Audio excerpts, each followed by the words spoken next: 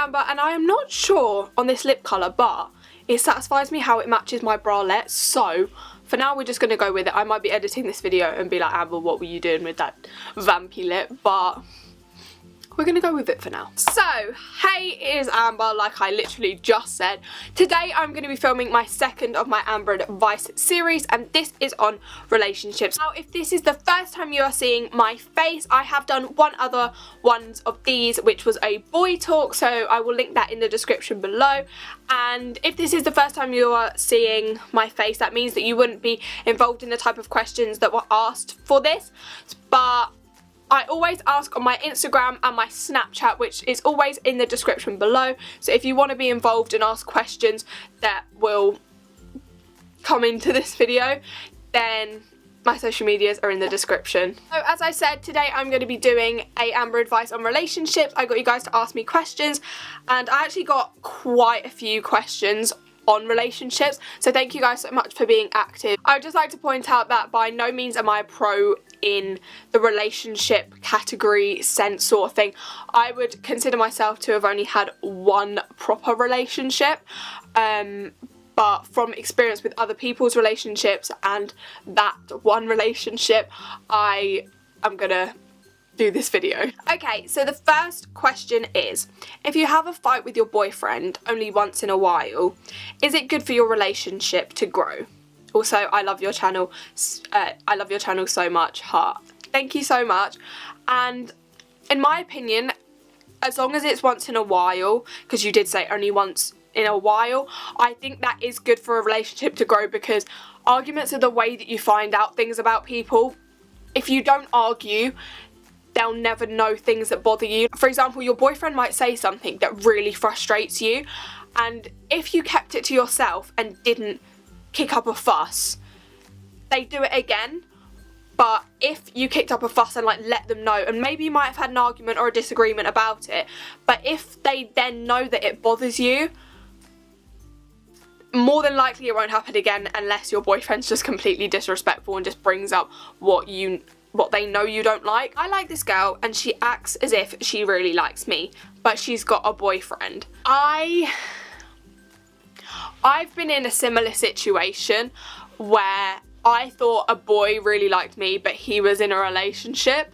And I think what you've just got to do is, if she likes you that much and she genuinely does like you, she will rethink her situation with her current boyfriend. She'll consider the options if she was with you or if she stayed with her boyfriend. I think it's important that you wait for your time. If she really likes you, like you said, it feels like this girl and she acts like she likes you.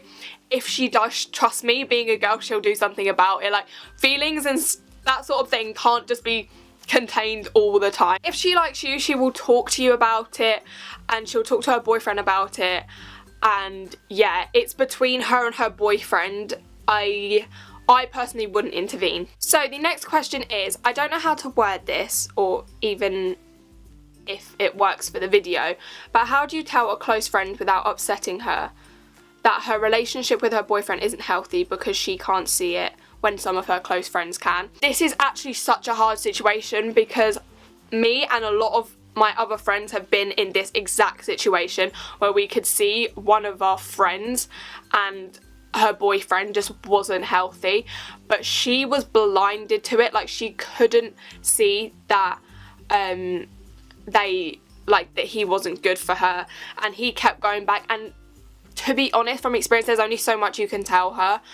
Deep down she might know that, oh, maybe it's not working, but she's obviously in that relationship for a reason, and if it works out, it works out. But if it doesn't, I think you can't be going around like, I told you so and that sort of thing, because she will see something in him that no one else can see. That's from experience what my old friends would say. So the next question is, do F-boys, obviously we don't swear on this channel, always end up being bad? From my experience, like personally, yes. But from things that I've witnessed, there's been like a boy who would go out with loads of girls, get with loads of girls, and then he finds this one girl who like sorts him out and that sort of thing. And I think not always, but from my experience, if they're an F-boy, they tend to be an F-boy, with maybe the exception of maybe 1 or 2. So the next question is, how old were you when you got your first boyfriend? Now, at the start of the video, I did say that I feel like I've only had one proper relationship, and that's because growing up, like, you feel like you have to have a boyfriend, like, all the time, like, everyone's got a boyfriend and all that. But I don't want to dishearten you, but if you're under the age of, let's say, 15, you and your boyfriend probably aren't going to work out. I first had my boyfriend when I was in year 5, and that was, funnily enough, my longest relationship. I was with him for 6 months. Lol.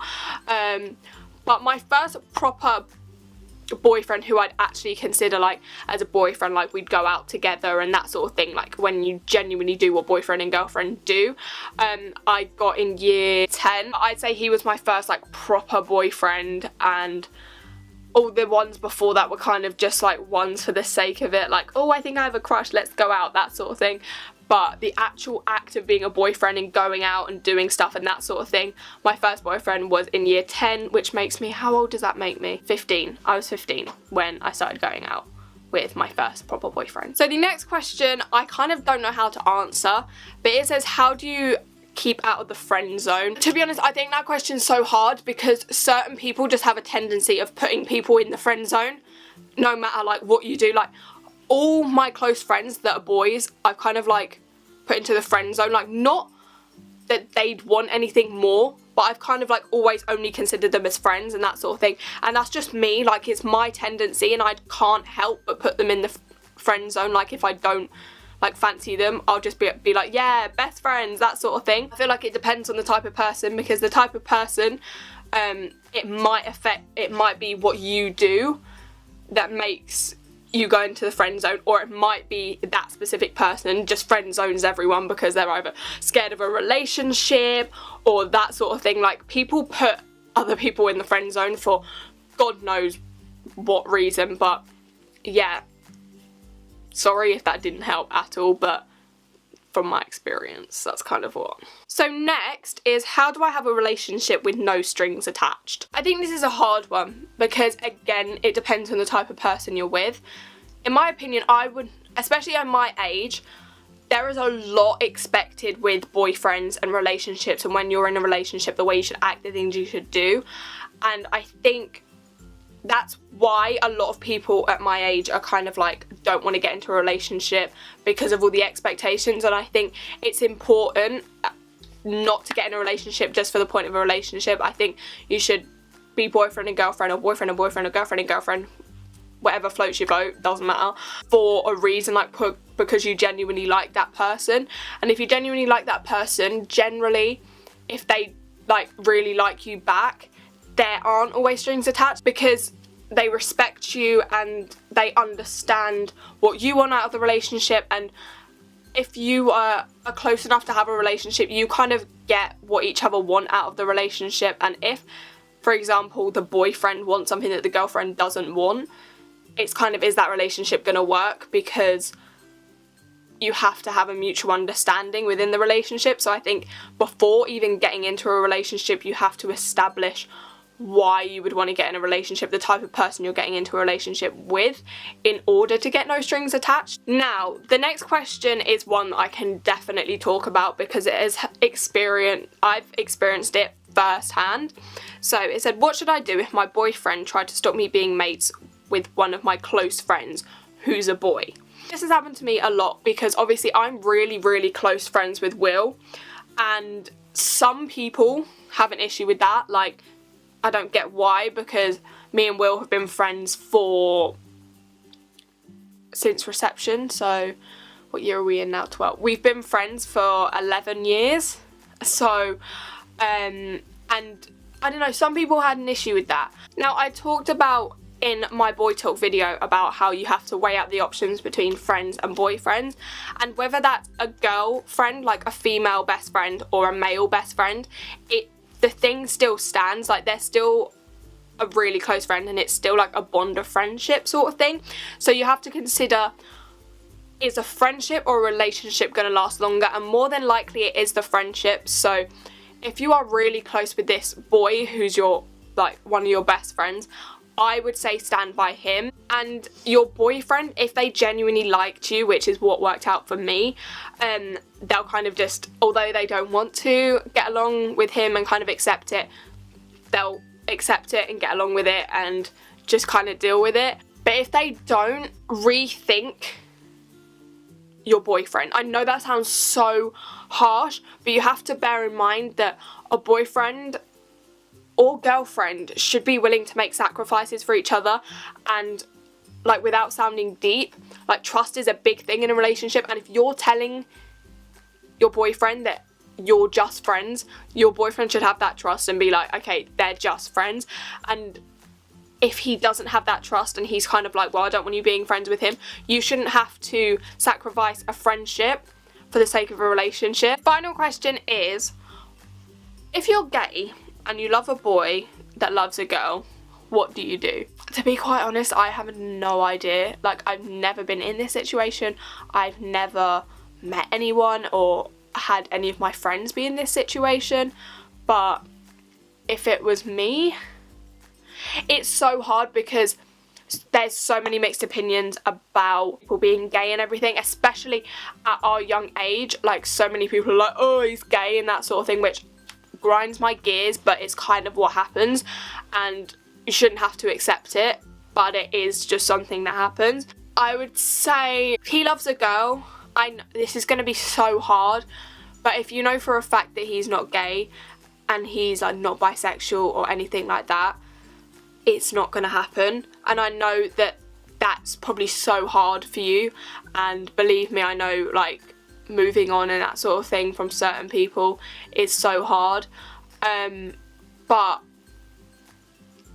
you have to think about it realistically. Like, you don't want to drive yourself insane, like, being in love or fancying or having a crush on this guy who's never gonna have a crush on you back and never gonna like you back, because logistically, if that's the right word, I don't really know, it's just not gonna work because you're not his type. And I know that's hard, honestly, I know that's hard. Yeah, the only thing I can say is if he's not gay, he's not bi, you need to get over it, because the longer you have a crush on him and the longer you fancy him, the harder it's going to be to, like, get over him and accept the fact that it's never going to happen. So that is it for this video. If you enjoyed it, please make sure you give it a big thumbs up. Obviously, I've called it Amber's advice because it's my advice. It may not be correct, but it would be what I would do in your situation or have done in your situation. But I hope you enjoyed this video. Make sure you like, comment, and subscribe.